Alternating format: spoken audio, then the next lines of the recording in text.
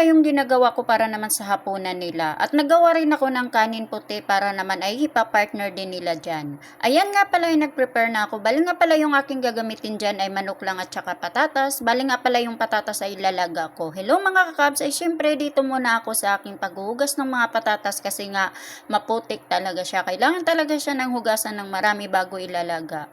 Para naman yung putik niya ay matatanggal. Ayan nga pala lahat yan ay akin yan nilalaga. At syempre hugasan natin ng maigi yan. Kahit naman tatanggalin yung balat niyan pagkatapos paglaga, kailangan pa rin natin ang huhugasan ng maigi. Kasi nga, para naman yung patatas pag naluto, yung nabibiyak siya, malinis pa rin yung hanggang sa looban.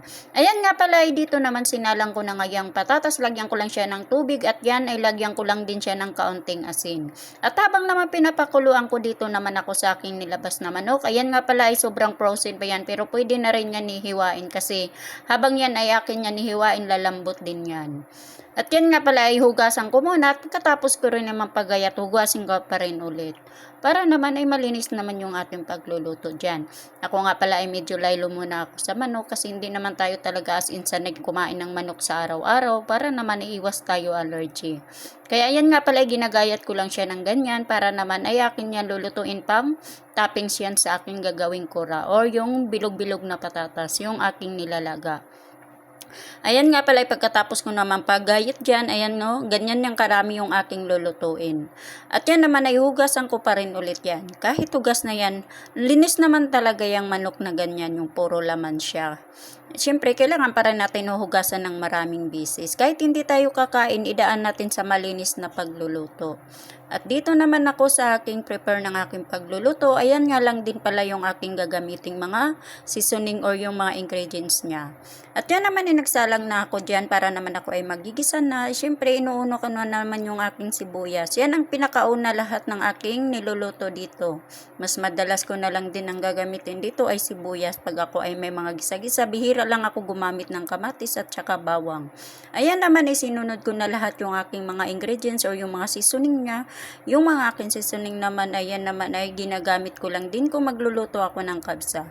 Ayan naman, fast forward na lahat. Ayan ay natapos na nga ako sa pagluluto. Yan nga pala ay bali, pinapile ko lang yan sa Pyrex. Ayan nga pala yung aking paglalagay dyan.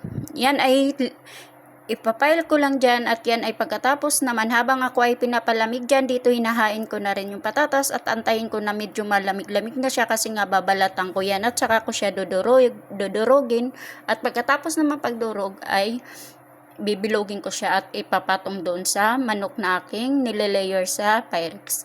Ayan nga pala, kiniyang binabalatan talaga naman, sobrang init yan. Kailangan ko pantayin na malamig yan. Ako, abutan ka ng siyam-siyam. At yan naman ay kayang-kaya naman yan sa aking pagbabalat. Kaya ayan, sinunod ko na rin siyang dudurogin. Meron naman pendurog, kaya madali lang talaga. At dito naman, ayan na nga yung aking gagawin at medyo mainit talaga yan, hindi siya kayang bibilugin kaya hayaan ko muna na hanggang lalamig. At dito muna binalikan ko muna yung kanin kasi nagluluto rin ako pang partner nila dyan. At dito naman, ayan nga pala ay tapos na ako sa aking pagbibilog ng patatas. Ayan nga pala pinababaw ko lang sa manok.